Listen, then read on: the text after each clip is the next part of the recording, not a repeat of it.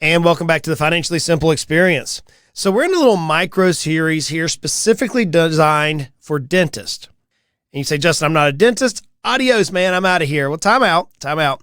We've designed this in such a way that the information that even though we're speaking directly to dentists, you and I as business owners can apply this to our exact businesses. So maybe you're an auto repair company. Maybe you're a landscaping company. Maybe you're a doctor. Maybe you're an attorney, a CPA, a financial advisor. The concepts work for all of us. So even though I'm dealing with dentists specifically, it works for all of us.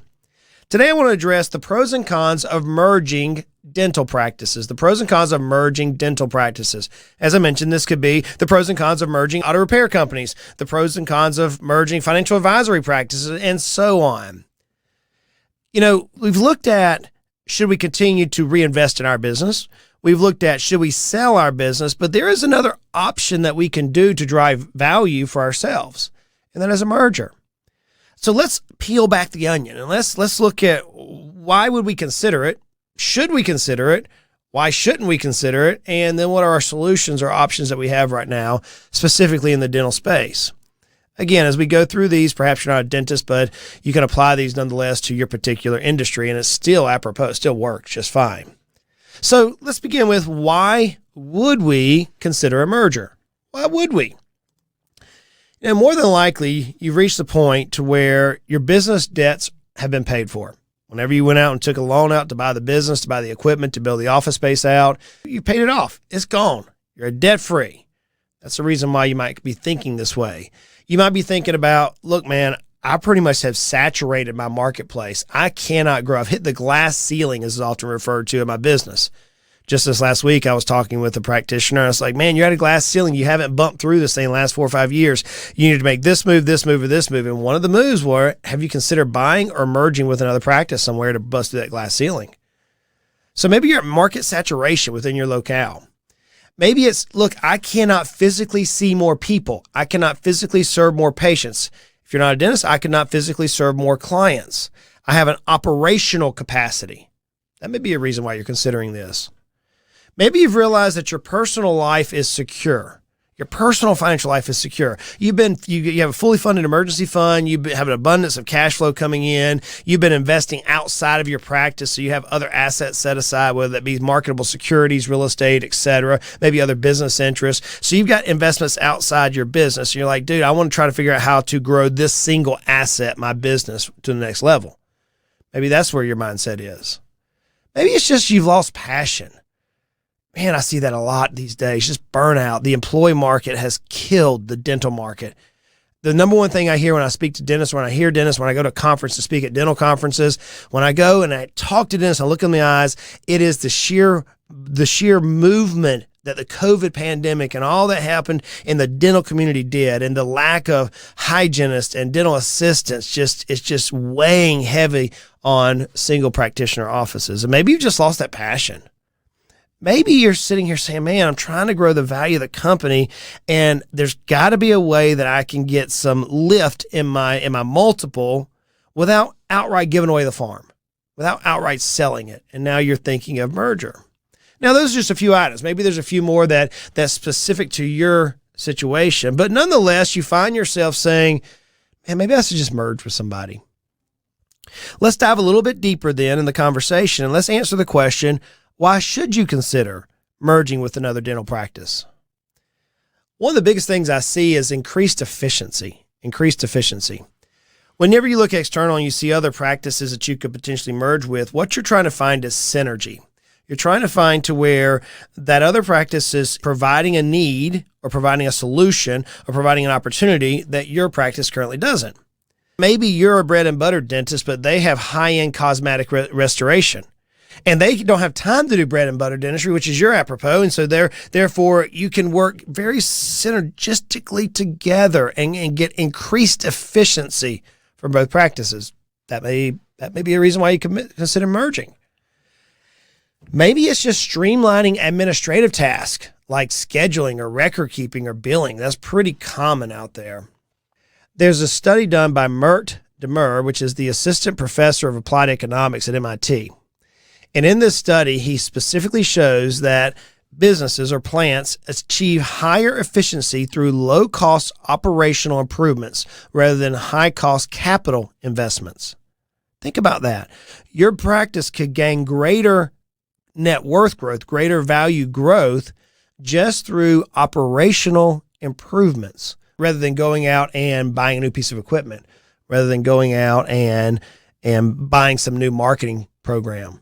You may actually get more delta lift on your value by getting efficient in your processes. And there's actually studies by an MIT professor about that. Maybe you find yourself looking at cost savings. You're paying X number of dollars per unit for this particular bonding agent. Now, by coming together and teaming up with a collective buyers group, is what is called outside the dental market, you may end up saving pennies, dollars on the same supplies. So you can get some cost savings or some cost synergy. Maybe you're removing the redundancy of insurance, marketing, tech, staffing, etc. Just think about it. If you have two different practices that are paying a premium for a piece of technology, maybe it's the same CRM system, and now you can combine those together into one user fee, you may end up saving tens of thousands of dollars per year and get a value increase just by removing redundancy. Maybe it's increased revenue. As I mentioned earlier, perhaps you're a bread and butter dentist and you could team up with somebody who's a high-end cosmetic and the two of you aren't competing with each other, but by working together, you both win. You both gain more revenue. Maybe it's combining resources to enable the practice to offer a wider range of services, creating new revenue streams for both parties. I found an interesting study by McKinsey & Company, big consulting firm, and they showed that companies, when they merge, if they fail to get cost savings or cost synergies together, then they can lose as much as 7 percentage points on the value. So let's reverse that. If companies merge together and they gain synergies through resources, there is a delta lift. There is a value lift on the practice. So those are the reasons why you might consider merging with another. Now, why should you not consider this? Perhaps the most glaring to me is the reduction of autonomy. Right? I mean, right now you are the boss. You make the decisions. You merge in with somebody else, and let's say it's a 50-50 partnership or something like there too, then you may no longer be the person making 100% of the decisions. It now may be a collective. It now may be a CEO or a president making decisions versus you. You see, as a solo practitioner, you have every decision in the business weighing on your shoulders. But then once you merge, you may not.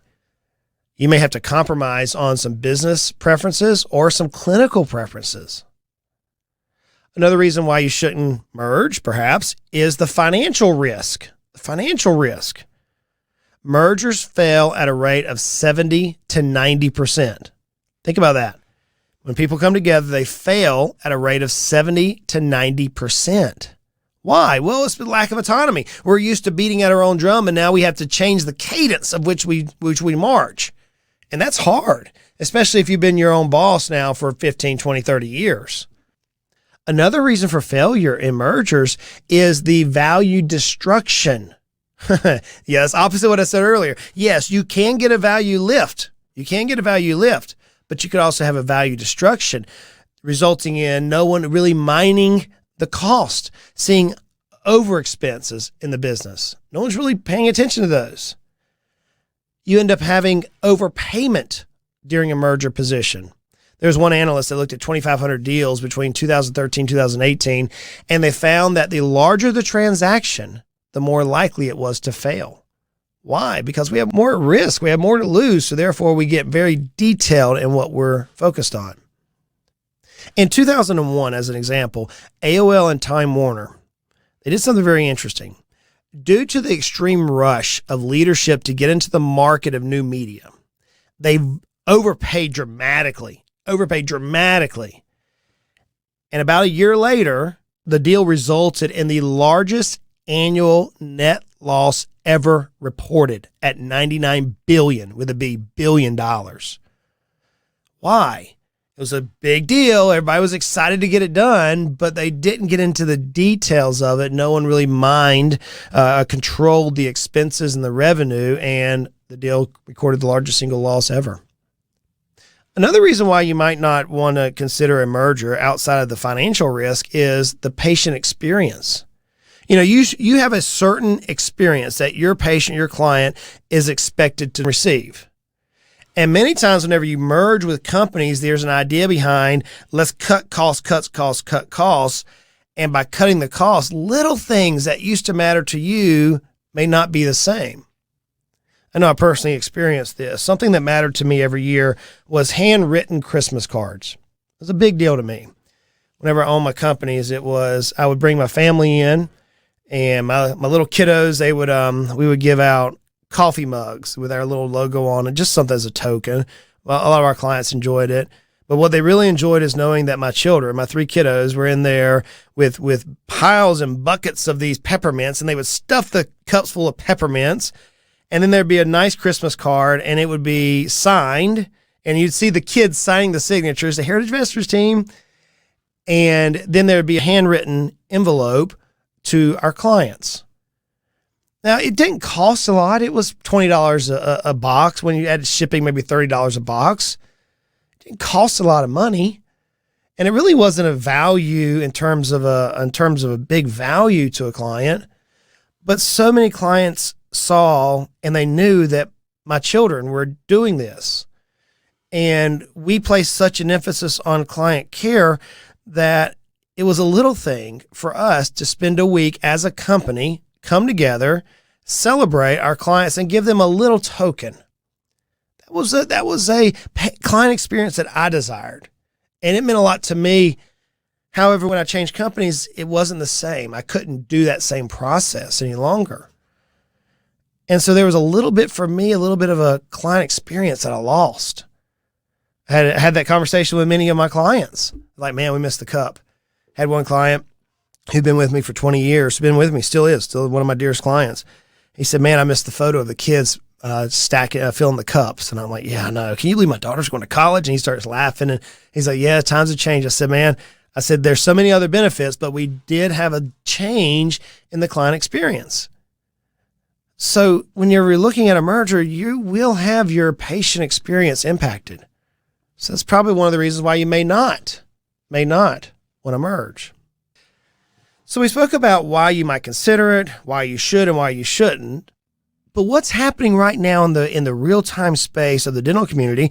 And by the way, it's also happening in the auto repair companies. It's also happening in the financial firms, the CPA firms. And pretty much if you're listening to this podcast and you're not a dentist, it's happening in your marketplace right now.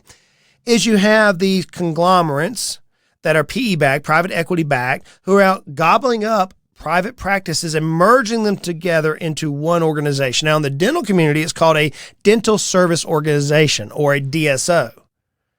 In the financial world, it's called an aggregator. So by concept, here's how it works for just a kind of a broad brush. Some firm, some private family office, some private equity firm has given money to a group of individuals who are really good at valuing companies and bringing companies together. And in the dental markets, it's called a DSO. They go out and they come to Mr. and Mrs. Dentist and they say, hey, we'd like to buy your practice.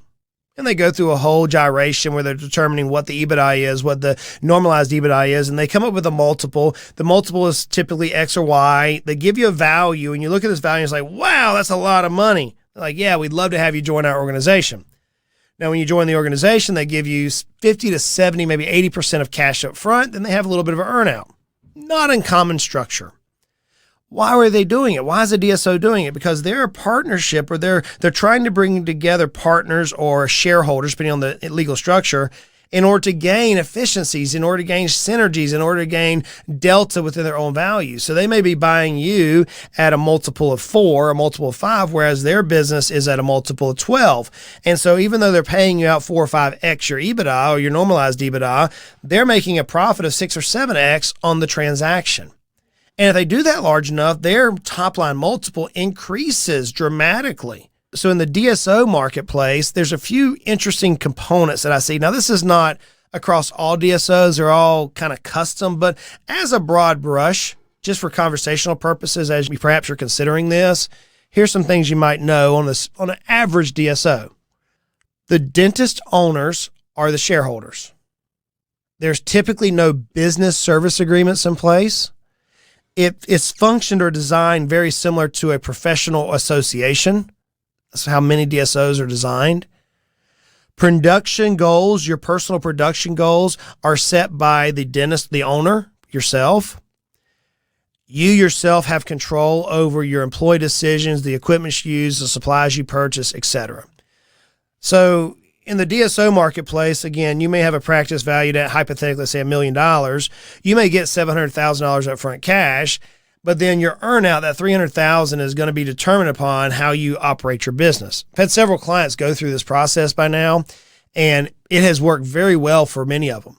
Not a bad thing. And so if you go back up to the podcast, they were running into some of those reasons that said, hey, I probably should merge at this point because of these factors. There's another type of model that's in the marketplace right now called a dental management service model, a DMSO. Little different structure. In a DMSO, there's no internal management, but the business has a third-party single agreement in place, basically as a managed service organization, MSO. The business itself may be owned by more than one individual, and it's not necessarily dentist. It could be an equity firm. It could be someone in the financial world. It could be just a family office. Your production goals are not set by you personally at the office level. They're driven by the organization. And the profitability is based on the agreement fees, which vary depending on the patient's revenue, et cetera. A dental management service organization takes even more autonomy, more decisions out of your control. So what I see happening for most dentists, if you're considering a merger, I'll see either where they could collaborate with a colleague across town because of synergies, and they know they can get a delta lift on their value, or they team up with a DSO. That's pretty common of what I'm seeing through my lens. But nonetheless, there is a dental management service model out there, and you would recognize those if I were to call those names. So the advantage of a DSO or DMSO is it's kind of a reverse pyramid. It's basically dealing with stock ownership. The person who is acquired soonest gets the stock at a low value. So let's go back to my example. Let's say your value on your practice is at 5x EBITDA. And the DSO currently is maybe 3 or 4 or 5 deals in the pipeline, and their model, their multiple is at 8x. They're only getting a 3-point spread on you between you and them. But now as the private equity firm continues to pump dollars to purchase assets and the overall DSO grows in value, the multiple increases. So if you have 50%, let's say you didn't take full 70% in cash, you took 50% in cash, you took 50% in equity in the DSO. As that DSO grows, those who are purchased soonest in the life cycle of the DSO get the greatest lift for valuation movement.